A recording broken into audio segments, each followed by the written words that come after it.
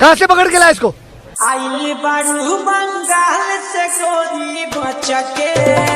आप भी ठीक करके देता हूँ।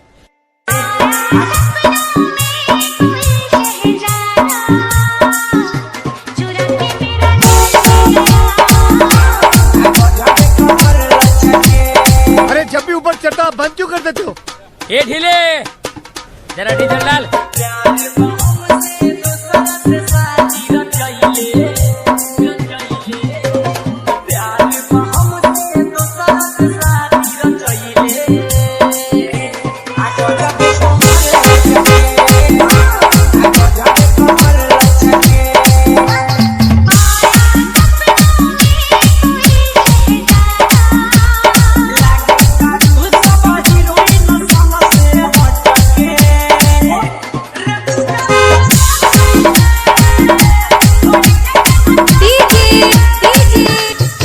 अर्पित म्यूजिक, अर्पित म्यूजिक, अर्पित म्यूजिक, अर्पित म्यूजिक।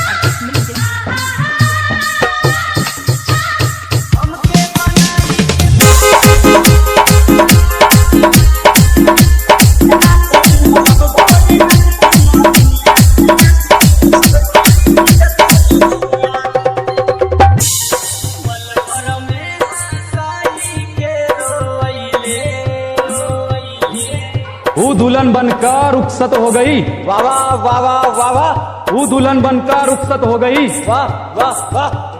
कहाँ तक करोगे ऊ का पीछा? ऊ किसी और की हो गई।